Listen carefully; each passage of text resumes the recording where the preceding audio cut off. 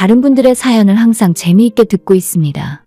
저는 올해로 33살의 여자예요. 기가 막힌 사연들을 들으면서 세상에 이렇게 나쁜 사람들이 어디 있어? 아마 소설 속에서나 있는 사람들이겠지 라고 생각했던 적도 있었죠. 하지만 그게 막상 제 일이 되니까 정말 속 터지고 환장하겠더라고요.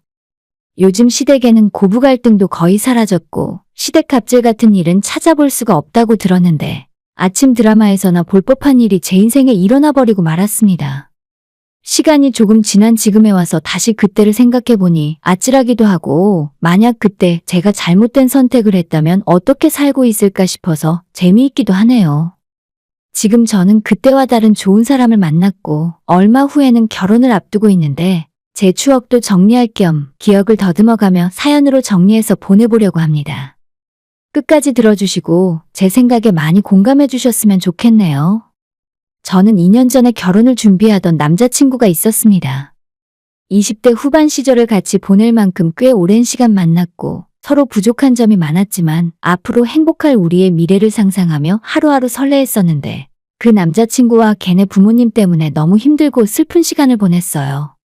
어떻게 보면 그 사람과 결혼하기엔 부족한 제 능력 때문이기도 하죠. 동갑내기였던 우리는 둘 다 아무것도 아닐 때 만나서 서로 사랑을 키워왔고 서로에 대한 믿음이 확고하다고 생각했어요. 남자친구도 긴 시간 열심히 노력하고 잘 버텨서 본인이 뜻하던 바를 이루었고 저도 못지않게 열심히 살아서 결혼 준비가 다 되었다고 생각했습니다. 프로포즈를 받고 양가 부모님에게 인사를 드리고 나서 서로 상견례 날짜까지 잡았어요.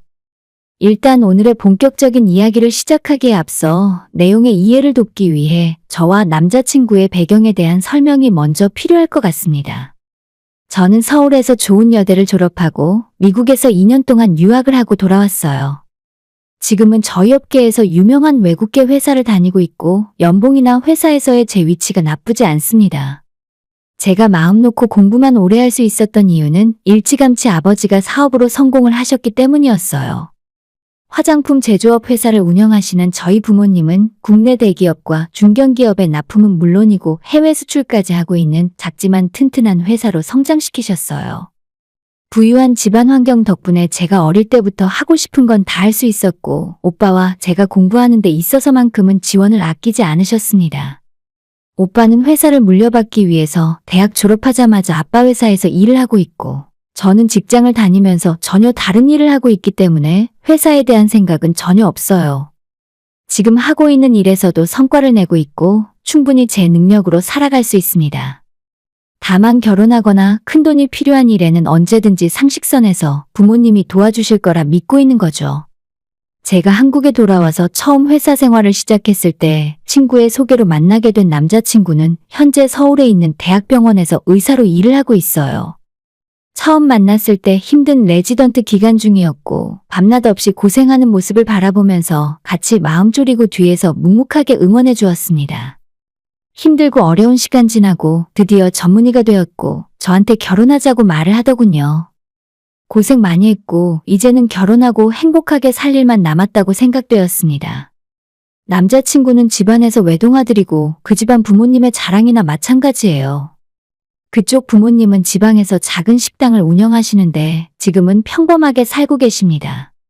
예전에는 조금 힘들었다고 하는데 어머님이 쉬는 날 없이 식당 운영하시면서 남자친구를 공부시켰고 없는 살림 쪽에서 과외까지 시켜가며 의대생을 만드셨대요. 그 뒤로도 지금까지 아들 일이라면 지원을 아끼지 않으십니다. 나이를 먹어가면서 당연하듯 결혼을 생각했고 둘 다 어느 정도 기반을 잡은 상태이기 때문에 너무 자연스러운 일이라 생각했어요. 비록 서로 살아온 환경은 다르지만 남자친구에 비해 제 직업이 부족하다고 생각해 본 적도 없고 우리가 결혼하게 된다면 친정부모님께서 서울에 신혼집까지 장만해 주신다고 했으니 제가 절대 모자람이 없다고 생각했거든요. 중매로 갑자기 만난 것도 아니고 4년 넘는 시간 동안 알아가며 연애를 했기 때문에 그런 조건들보다는 사랑하는 마음으로 하는 결혼이었죠. 그래서 사실 그런 조건 같은 것에 대해서는 진지하게 생각해 본 적도 없습니다. 하지만 상견례를 하기도 전에 양가 부모님께 결혼 승낙을 받으러 인사를 드리러 다니기 시작하면서 뭔가 조금씩 이상하다는 생각이 들기 시작했어요. 제가 인사를 드리러 내려갔을 때 남자친구의 부모님, 특히 어머님께서 저를 마음에 들어하지 않는 눈치였습니다. 사실 그날이 남자친구의 부모님을 완전 처음 보는 자리도 아니었고, 연애할 때도 어머님 생신 때 찾아뵙고 선물 드린 적도 있고, 집안 행사에 한번 찾아간 적도 있어요. 그때부터 어머님이 제 첫 인상을 좋게 보시진 않았나 봐요. 지금 와서 생각해보면 어머님 생신이 무더운 7월이었는데 제가 무릎 위로 올라오는 스커트에 어깨가 살짝 노출되는 옷을 입고 갔던 것이 화근이었습니다. 어머님께서는 제가 미국으로 유학을 오래 갔다 와서 문화적으로 조금 개방적인 것 같다는 말을 하면서 옷차림이나 식사 예절 같은 부분에서 조금 안 맞는 부분이 있는 것 같다고 트집을 잡으셨습니다. 하지만 지금 생각해봐도 그렇게까지 문제될 만한 옷차림은 아니었다는 생각이 들고, 식사 예절은 어릴 때부터 부모님 따라서 어려운 자리나 유명한 분들과 함께하는 모임에도 많이 참석했기 때문에 또래에 비해 제가 좋으면 좋았지 절대 제가 부족하다고 생각하지 않습니다. 옛날 어른들 생각으로는 여자가 해외 유학 가면 술 마시고 외국 남자를 만나는 생활을 할 거라 생각하는 것 같은데 저는 전혀 그런 거 없이 2년 내내 공부만 하다가 돌아왔어요. 하지만 어머님께서 첫 인상을 색안경을 끼고 보기 시작한 뒤로 그 이미지를 벗어나는 것이 정말 쉽지 않은 일이었습니다. 여자가 키가 너무 크다느니 딱 봐도 기가 너무 세 보여서 저런 여자랑 결혼하면 자기 아들이 힘들 거라는 이야기를 평소에 자주 하셨대요. 남자친구는 그때마다 그런 애 아니라고 저를 변호해줬지만 한 번 첫 인상이 잘못 박혔으니 한 번도 저를 예쁘게 보지 않으셨어요. 어머님께서는 옛날 분이시라서 제가 어떤 공부를 했고 무슨 회사를 다니며 무슨 일을 하는지는 전혀 관심도 없으셨고 본인 아들에게 어울리는 여자인지 그것만 판단하셨습니다. 너는 밖에서 그렇게 행동하고 다니면 나중에 의사 사모님이 될 수 있겠니? 라는 말씀을 저한테 하셨는데 저는 남자친구랑 결혼해서도 제 일을 열심히 하고 싶거든요. 제 회사가 나중에 아이 낳는다고 그만둬야 하는 곳도 아니고 아이 키우면서 다니는 분들도 현재 많이 있습니다. 남자친구를 사랑해서 결혼하는 거지 의사 남편을 얻어서 팔자를 고칠 생각은 전혀 없어요. 돈이라면 우리 집에도 부족함 없이 있고 제 연봉도 세금 떼고 나서도 1억에 육박합니다. 어머님 아들에게 기대서 공짜로 먹고 살 생각한 적 없어요. 오히려 남자친구의 아버님께서는 저를 굉장히 좋아하셨어요. 다만 좋아하시는 포인트가 조금 달랐는데 우리 아버지가 어떤 일을 하시는 분인지 물어보시고는 아빠가 차는 뭘 타고 다니시는지, 본가의 집은 몇 평인지, 아빠 회사에서 일하는 직원은 몇 명인지 등을 집요하게 캐물으시더군요. 그 다음부터는 어머님이 저한테 잔소리하면 요즘 세상에 그런 게 뭐가 중요해. 우리 예비 며느리는 저 여편네 말 들을 필요 없어. 아버님은 잘 계시지? 요즘도 사업은 잘 되고 있고. 라면서 정작 저한테 별 관심은 없었고 우리 아빠가 하는 사업에만 흥미를 보이시더라고요. 중간에서 남자친구만 이 상황에 난처해하며 자기 부모님을 말렸고 나중에 저한테 미안하다 사과를 했지만 저도 그런 두 분들을 상대하면서 기분은 점점 안 좋았어요.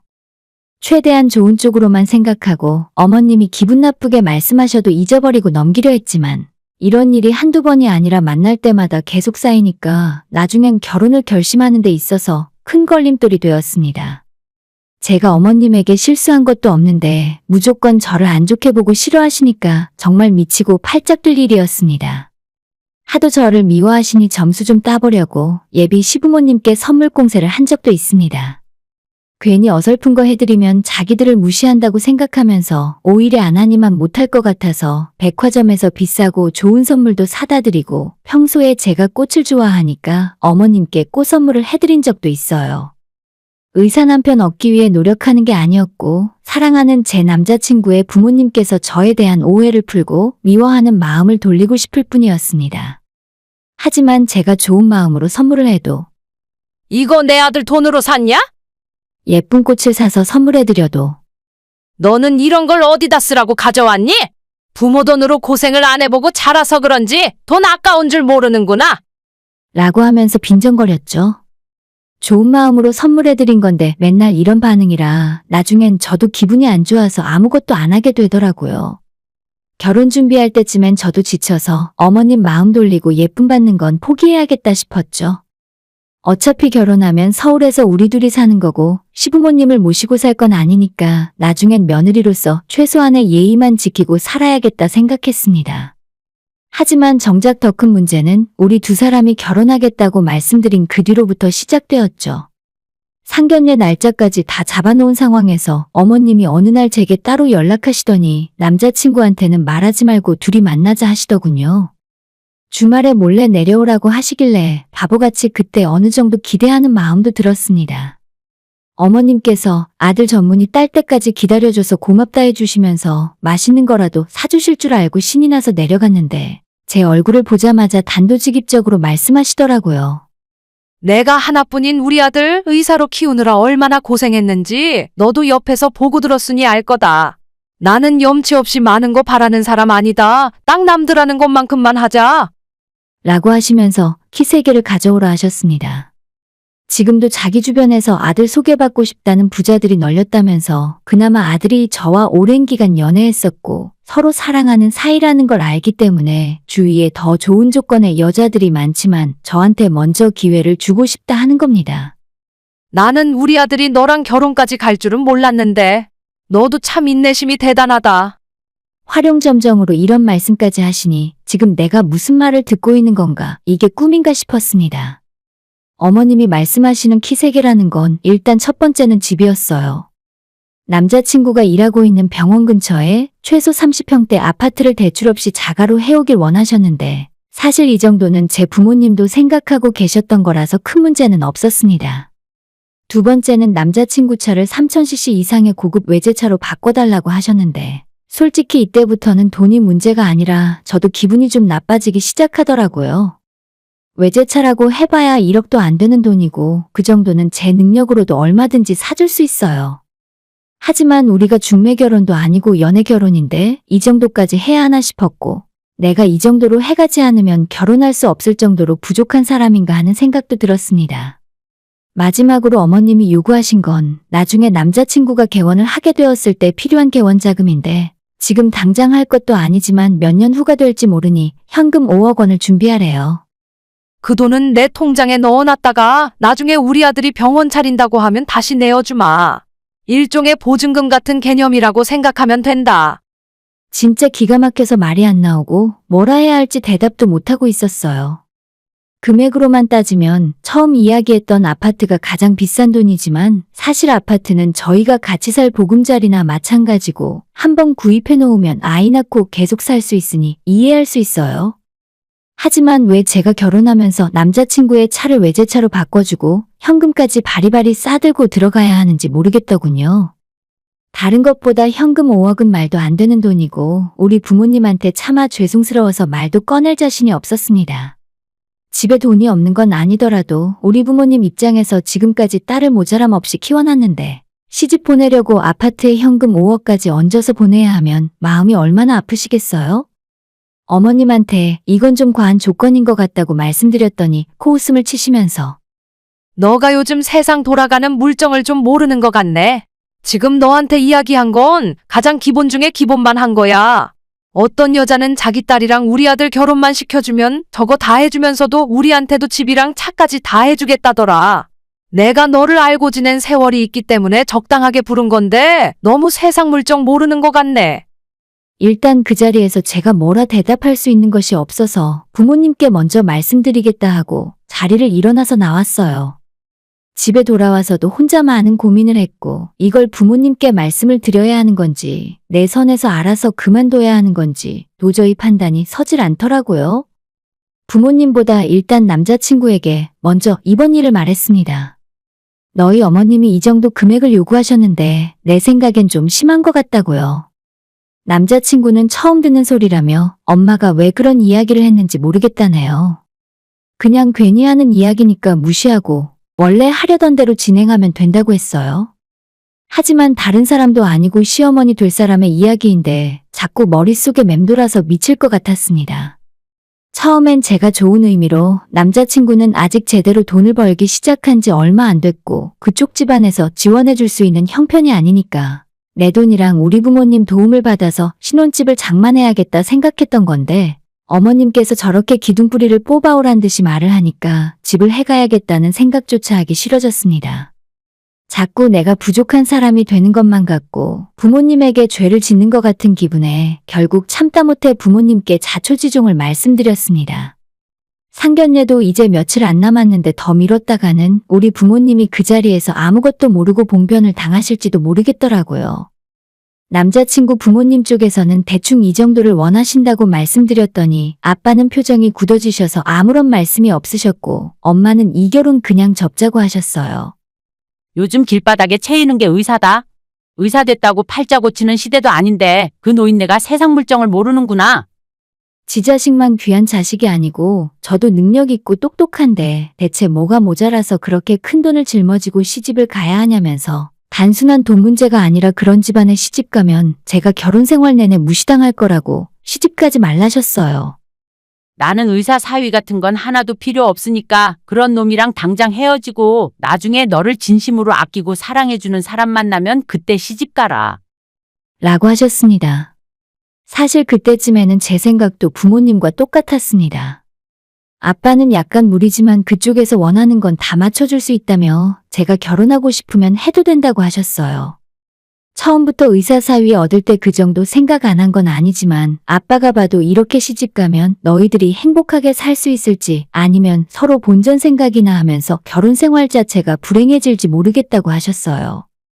실제로 우리 엄마는 좋은 집안에서 태어났고 아빠는 완전 맨손으로 자수성가 하신 분입니다.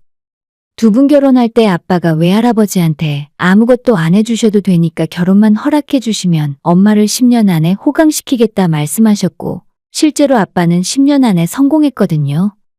그런 부모님을 보고 자란 제가 어떻게 이런 결혼을 할 수 있겠어요?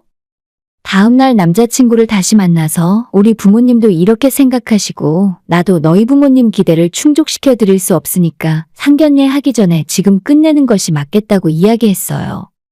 남자친구는 펄쩍 뛰면서 자기 엄마가 왜 그런 말을 했는지 자기도 모르겠대요. 애초에 저희 부모님이 사주려고 했던 아파트도 필요 없고 그냥 자기 지금 사는 오피스텔에서 시작하더라도 괜찮답니다. 우리 두 사람 능력 있고 부족함 없는데 뭐가 문제냐며 지금 타고 다니는 자동차도 아직 10년은 거뜬한데 이제 겨우 전문이 땄으면서 개원은 무슨 개원이냐고 본인 엄마가 어디 가서 무슨 이야기를 듣고 다니는지 몰라도 정말 신경 쓰지 말자 하더군요. 둘이서 한참을 이야기했고 저도 헤어지는 것이 무서워서 많이 울었어요. 일단 헤어지자고 말을 해놓고 집으로 돌아왔는데 몇 시간 뒤에 전화가 걸려오는 겁니다. 너 내가 그렇게까지는 안 봤는데 입이 너무 싸구나? 라는 말씀으로 시작하더니 자기 생각에는 왜 너희들이 아파트가 필요한지 나중에 아들이 병원을 차리려면 돈이 얼마나 드는지에 대해서 한참을 설명하셨고 지금 당장 현금 5억 가져오라고 한 건 자기가 생각해도 좀 너무한 듯하다며 돈은 필요 없고 개원자금을 저희 집에서 부담하겠다는 각서를 한 장 써주면 이 결혼 허락하겠다 하셨습니다. 그러면서 마지막으로 선심 쓰듯 하시는 말씀이 우리 아들은 차 필요 없다고 하더라. 그래서 그건 안 해줘도 될 것 같구나. 하면서 외제차는 안 사줘도 된다고 하네요. 정말 눈물나게 감사해서 어머님께 절이라도 하고 싶은 심정이었죠. 어머님의 상태가 이 정도라면 서로 더 이상 시간 낭비할 필요 없겠다 싶었습니다. 그 길로 바로 남자친구에게 다시 전화해서 우리는 정말 아닌 것 같다고 그만하자고 했어요. 남자친구가 울면서 저를 붙들었는데 이상하게도 저는 아쉽거나 슬픈 생각이 들지 않았습니다. 그 집 아줌마한테 너무 크게 대여서 그런 건지 헤어진다는 슬픔보다는 속에서 끓어오르는 분노가 더 컸기 때문에 남자친구가 우는 걸 보면서도 그냥 빨리 끝내고 싶다는 생각뿐이었습니다. 몇 년을 만났고 결혼까지 생각했지만 헤어지는 건 정말 한순간이더라고요. 제 마음이 너무 싸늘하게 식어서 그런지 헤어지고 난 후에도 별로 힘들지 않았고 아무 일 없던 것처럼 회사 다니면서 살았어요. 다만 남자친구는 많이 힘들었는지 술 먹고 새벽에 전화한 적도 몇 번 있었고 종종 한 번만 다시 만나자는 말도 하긴 했었지만 전부 답장하지 않았습니다. 남자친구와 헤어지고 조용히 일만 하면서 지내고 있었는데 어느 날 아빠가 아빠 친구 아들을 한번 만나보라고 해서 별 생각 없이 소개팅 자리에 나가게 되었어요. 큰 기대 없이 나간 자리에서 정말 착하고 성실한 사람을 만나게 되었고 그게 벌써 1년이 되었네요. 둘 다 나이도 있고 부모님끼리 친분이 있어서 올 봄에 상견례 마쳤고 올 가을에 결혼식을 올리게 되었습니다. 정말 좋은 사람이고 시부모님도 저를 정말 예뻐해주고 좋아해주셔서 행복합니다. 그래서 지금은 그때 잘못된 선택을 하지 않은 것을 너무 다행이라 생각해요. 전 남자친구는 반년 전 새벽에 술 먹고 전화 온 것을 마지막으로 연락이 끊어졌습니다. 만나는 사람 있고 결혼 준비하고 있으니 이젠 그만 연락했으면 좋겠다고 하는 제 말에 대성통곡을 하며 엉엉 울더라고요. 우리가 남자친구 어머님의 반대가 아니었다면 결혼해서 행복하게 살 수 있었을까요? 아마 다시 과거로 돌아간다고 해도 저는 똑같은 선택을 하게 될 것 같습니다. 아파트 외제차, 현금까지 들고 결혼해달라고 할 만큼 제가 못난 사람이라 생각하지 않아요. 이제는 저를 있는 그대로 사랑해주는 사람을 만나서 행복하게 살 자신이 있습니다. 전 남자친구 어머님은 본인 취향에 딱 맞는 강남 부자 며느리 들여서 행복하게 사시길 바랄게요. 오늘의 사연은 여기까지입니다. 구독과 좋아요, 알람 설정 부탁드려요. 다들 행복하시고 좋은 하루 되세요.